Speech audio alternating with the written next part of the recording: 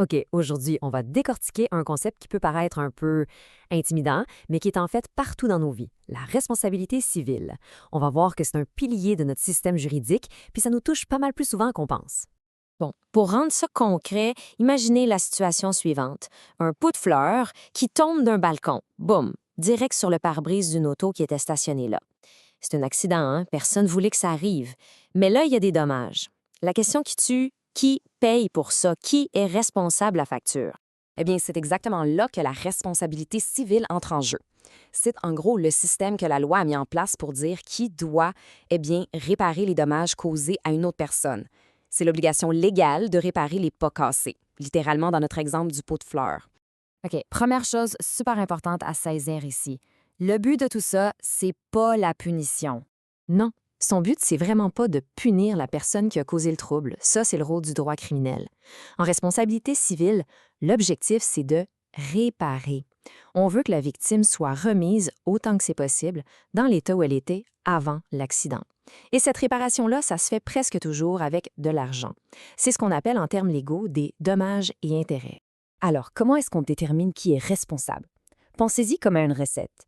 Pour que la responsabilité civile lève, ça prend absolument 3 ingrédients. Si on manque un, ça marche pas. Et ces 3 conditions-là, elles sont inséparables. Numéro 1, il faut un dommage. Ça, c'est facile. Une blessure, un objet brisé, de l'argent perdu.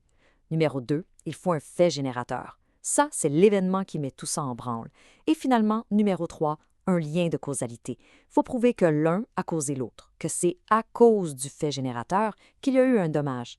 S'il manque juste un seul de ces 3 ingrédients, eh bien, il n'y a pas de responsabilité. Maintenant, de ces 3 ingrédients, il y en a un qui est pas mal plus complexe et qui a beaucoup changé avec le temps. C'est le fameux fait générateur. C'est vraiment la clé pour trouver qui est le responsable. En gros, il y a 3 façons d'être à l'origine d'un dommage. D'abord, le fait personnel. Ça, c'est simple, c'est quand c'est notre propre geste qui cause le problème. Ensuite, il y a le fait d'autrui. Là, on peut être responsable pour ce que quelqu'un d'autre fait. On pense tout de suite aux parents pour leurs enfants, par exemple. Et finalement, le fait des choses. On peut être responsable d'un dommage causé par un objet qui est sous notre contrôle, sous notre garde. Pendant longtemps, quand on parlait du fait personnel, tout tournait autour d'un mot, la faute. Une faute, c'est quoi? C'est une erreur de conduite. C'est quand on n'agit pas comme une personne normalement prudente et raisonnable aurait agi dans la même situation.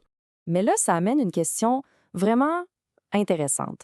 Un enfant de 5 ans qui n'a pas vraiment conscience des conséquences de ses gestes, est-ce qu'il peut commettre une faute au sens de la loi? C'est une question que le droit a dû se poser et la réponse est venue d'une histoire assez tragique. Ça s'est passé en 1984 avec ce qu'on appelle l'arrêt d'Erguigné, qui a vraiment tout changé. L'histoire, c'est celle d'une petite fille de 5 ans, Fatia d'Erguigny, qui traverse la rue subitement et qui est frappée mortellement par une voiture. La question pour les juges, c'était est-ce que le geste de la petite fille était une faute? Parce que si oui, ça pouvait diminuer le montant que ses parents recevraient en dédommagement. Et la décision de la Cour a été un vrai tournant. Les juges ont dit qu'on n'avait pas besoin de se demander si l'enfant était capable de discerner les conséquences de son acte. Autrement dit, peu importe si elle comprenait ce qu'elle faisait, la faute est devenue objective. On ne regarde plus l'état d'esprit de la personne, on regarde juste le geste. Et le simple fait de traverser la rue comme ça, c'était considéré comme une faute en soi. Mais l'histoire ne s'arrête pas là. Parce que la société évolue et le droit, il n'a pas le choix de s'adapter. Pensez à la révolution industrielle, fin des années 1800. Soudainement, il y a des machines partout, et avec elles, plein de nouveaux accidents. Un ouvrier se blesse avec une machine, pour lui, c'était presque impossible de gagner en cours. Comment faire pour prouver la faute précise du patron quand une machine explose? Bonne chance. Les victimes se retrouvaient souvent avec rien. Les tribunaux ont donc dû trouver des solutions. Ça a commencé en 1896 avec l'arrêt Tefein. On a commencé à lier la responsabilité non pas à la faute, mais à la garde de l'objet. Si tu contrôles la machine, tu pourrais être responsable. Puis un gros pas en avant en 1930 avec la région d'heure. Là, la Cour a créé une présomption de responsabilité. Ça veut dire qu'on présume que le gardien de l'objet est responsable. C'est à lui de prouver qu'il n'a pas fait de faute. C'est la naissance de la responsabilité sans faute. Et ça a continué, comme en 1991 avec l'arrêt Blick, où on a tenu un centre de soins responsable pour les actions d'un patient. Le principe s'est élargi. Donc, si on regarde la grosse image, on voit un changement complet de mentalité. Avant, tout était basé sur la faute. La victime devait prouver que quelqu'un avait fait une erreur. Maintenant, le système est de plus en plus basé sur le risque et la garde. L'idée, c'est que la personne qui contrôle une source de risque, que ce soit une machine ou une auto, doit aussi assumer la responsabilité si un pépin arrive. Alors, quand on met tout ça bout à bout, qu'est-ce que ça nous dit, toute cette histoire-là? Ça nous raconte une chose, en fait, c'est que toute l'histoire de la responsabilité civile, c'est un long mouvement vers un but précis, mieux protéger la victime. À chaque fois que la société a changé, que de nouveaux dangers sont apparus, le droit a cherché des façons de s'assurer que la personne qui subit un dommage ne soit pas laissée à elle-même pour payer la note.